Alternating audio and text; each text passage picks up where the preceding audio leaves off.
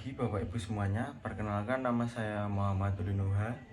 Pada kesempatan kali ini saya akan membahas mengenai pentingnya menjaga keamanan data perusahaan di era digital seperti sekarang ini.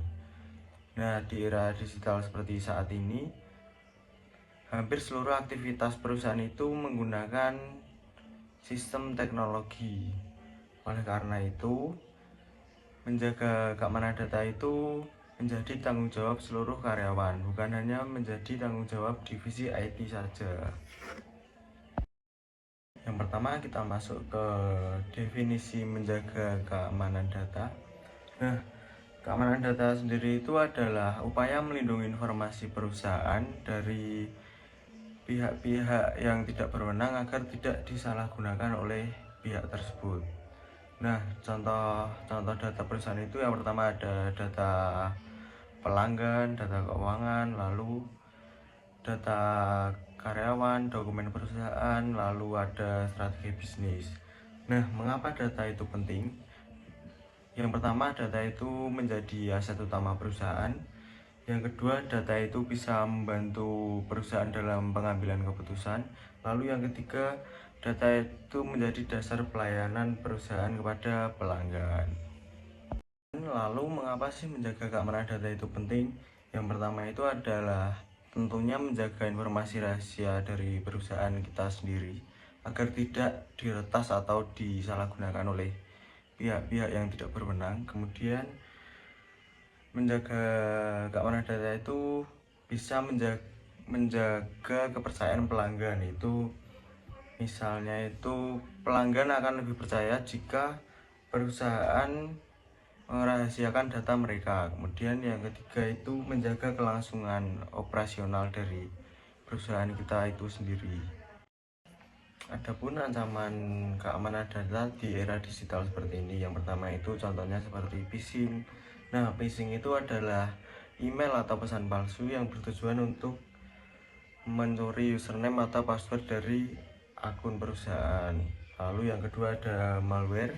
Malware itu adalah program berbahaya yang bertujuan untuk merusak komputer dan mencuri data dari komputer tersebut.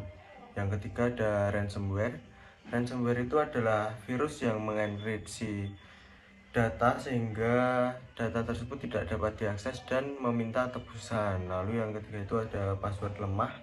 Password lemah sendiri itu adalah password sederhana yang mudah diretas oleh hacker-hacker contohnya. Bagian besar kebocoran data itu disebabkan oleh kesalahan manusia. Oleh karena itu, perusahaan harus meningkatkan kesadaran karyawan melalui pelatihan peningkatan cyber. Lalu adapun dampak dari kebocoran data tersebut, contohnya yang pertama itu ada kerugian finansial tentunya.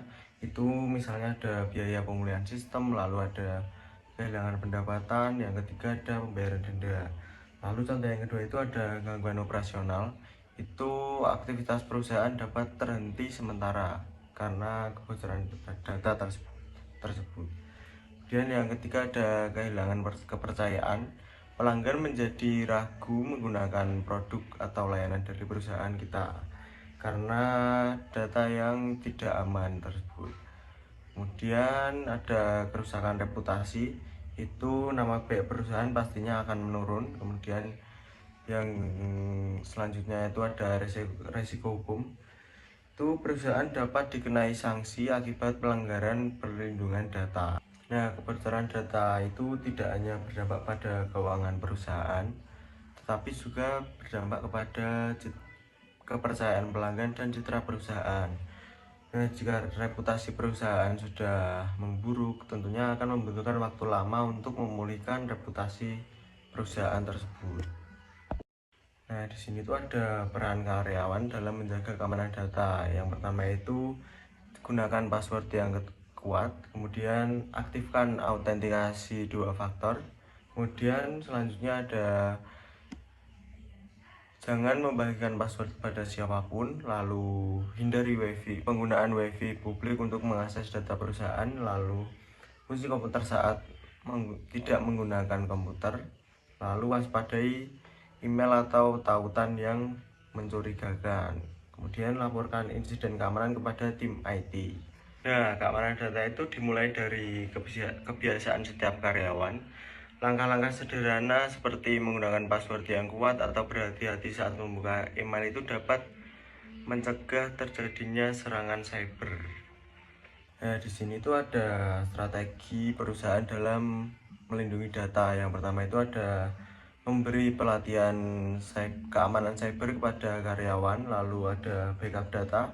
Nah, backup data ini bisa dilakukan secara berkala. Kemudian yang ketiga ada firewall dan antivirus, ini untuk melindungi jaringan perusahaan dari serangan. Kemudian yang selanjutnya ada update sistem. Ini menutup celah keamanan melalui pembaruan perangkat lunak.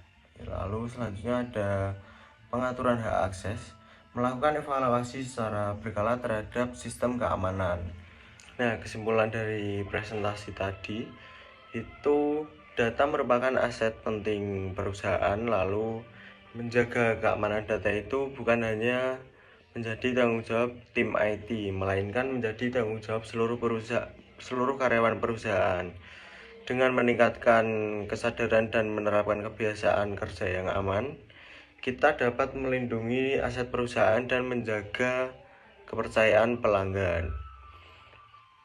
Mungkin itu saja yang bisa saya sampaikan. Sekian, terima kasih.